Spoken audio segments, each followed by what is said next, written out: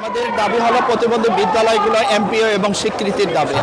আমাদের মূল দাবি হচ্ছে 1772টি অটিস্টিক এবং প্রতিবন্ধী বিদ্যালয় অনতিবিলম্বে স্বীকৃতি এবং এমপিওর আওতায় আনতে হবে। বঞ্চিত, আমাদের সুবিধা বঞ্চিত, আমাদের একটাই দাবি, আমাদের এমপি ভর্তি করতে হবে। বাংলাদেশে এই 17টি বছরে সবচাইতে বড় বৈষম্য শিকার হয়েছে আমরা যে প্রতিবন্ধী বাচ্চাদের নিয়ে কাজ করি সে শিক্ষকরা।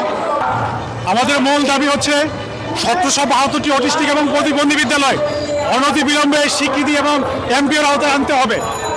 আমাদের 2 নম্বর দাবি হচ্ছে সকল প্রতিবন্ধী বিদ্যালয় অবকাঠামোগুলো প্রতিবন্ধী বান্ধব হতে হবে। আমাদের 3 নম্বর দাবি হচ্ছে বিশেষ বিদ্যালয়ের শিক্ষা উপবৃত্তি ন্যূনতম 3000 করতে হবে। আমাদের বিশেষ শিশুদের মিড ডে মিল, খেলাধুলার সরঞ্জাম এবং ফিজিওথেরাপি সেন্টার সহ সকল সুযোগ সুবিধার আওতায় আনতে হবে। আমাদের ছাত্রছাত্রীদের কারিকুলাম, বিশেষ কারিকুলাম অনতিবিলম্বে প্রণয়ন করতে হবে এবং এসব বাচ্চাদের পুনর্বাসন সুনিশ্চিত করতে হবে। কি একটু জানাবেন যে এই মুহূর্তে কি পরিমাণ প্রতিবন্ধী বা শিক্ষার্থী রয়েছে? এই মুহূর্তে সারা দেশে কি পরিমাণ প্রতিবন্ধী শিক্ষার্থী বা এরকম? এই মুহূর্তে সারা বাংলাদেশে 45 লক্ষ নিবন্ধিত অটিস্টিক এবং প্রতিবন্ধী শিক্ষার্থী রয়েছে। আমাদের 56,000 শিক্ষক কর্মচারী রয়েছেন। 1772টি অটিস্টিক এবং প্রতিবন্ধী বিদ্যালয় রয়েছে সারা বাংলাদেশে। সরকারের কোনো সংশ্লিষ্ট মহল কি এই পর্যন্ত আপনাদের সাথে কথা বলেছে কিনা? আমরা মাননীয় উপদেষ্টা মহোদয়, মাননীয় সচিব মহোদয়ের সাথে বারবার বসেছি। আমাদের বিদ্যালয়গুলোর জন্য আমরা স্মারকলিপি দিয়েছি, আমরা অনেকবার আন্দোলন করেছি, কিন্তু আমাদের কথাগুলি আশ্বাস দিয়েছেন, আশ্বাস দিয়ে তারা আমাদের কথাগুলি রাখেন না। আমরা বাধ্য হয়ে আজকে আমরা রাজপথে নেমেছি। আমাদের অধিকার আদায় না হওয়া পর্যন্ত, অর্থাৎ প্রতিবন্ধী বিদ্যালয়গুলি স্বীকৃতি এবং এমপিও না হওয়া পর্যন্ত আমাদের অবস্থান কর্মসূচি পরিচালনা হবে। আপনাদের অবগতির জন্য জানাচ্ছি যে বাংলাদেশে প্রায় 1.5 যুগ ধরে প্রতিবন্ধী বিদ্যালয়গুলো এমপিও স্বীকৃতির অপেক্ষা বানিয়ে আছে।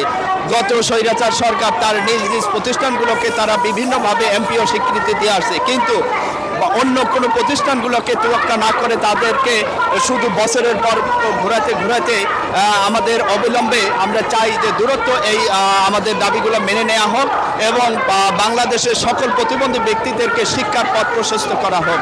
কারণ প্রতিবন্ধী ব্যক্তিরাও এই সমাজের মানুষ, তারা এই সমাজের একটি অংশ।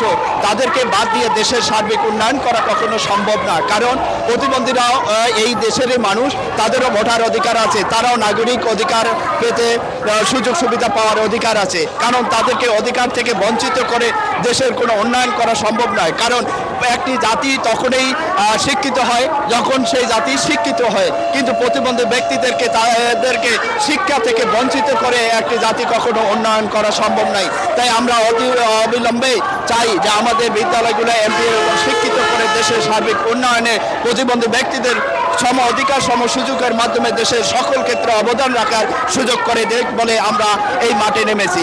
আমাদের যতক্ষণ পর্যন্ত এই বিদ্যালয়ে এমপিও এবং স্বীকৃতির ঘোষণা না আসবে ততক্ষণ পর্যন্ত আমরা এই মাঠে অবস্থান করব বলে আশা করি।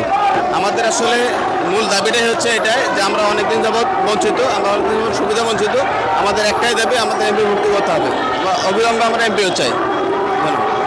এমপিভুক্ত করার জন্য প্রতিবন্ধী বাচ্চাদের সুযোগ সুবিধা দিচ্ছে, আমরা পড়াশোনা করাচ্ছি, অনেক পরিশ্রম করতেছি, কিন্তু আমরা আসলে কোনো বেতন ভাতার অন্তর্ভুক্ত নই। এই জন্য আমি চাচ্ছি যে আমরা যেন এমপিভুক্তি পাই। সরকারের সুদৃষ্টি কামনা। একটি দাবিতে আমরা এখানে উপস্থিত হয়েছি। দীর্ঘ 17টি বছর বাংলাদেশে যে বৈষম্য নিয়ে যে একটা আন্দোলন হয়েছে 2024-এ, কিন্তু আমরা মনে করি, আমরা বিশ্বাস করি বাংলাদেশে এই 17টি বছরে সবচাইতে বড় বৈষম্য শিকার হয়েছে আমরা যে প্রতিবন্ধী বাচ্চাদের নিয়ে কাজ করি সে শিক্ষকরা। আমরা মূলত যে বাচ্চাদেরকে নিয়ে কাজ করি তারা সমাজে একদম অবহেলিত।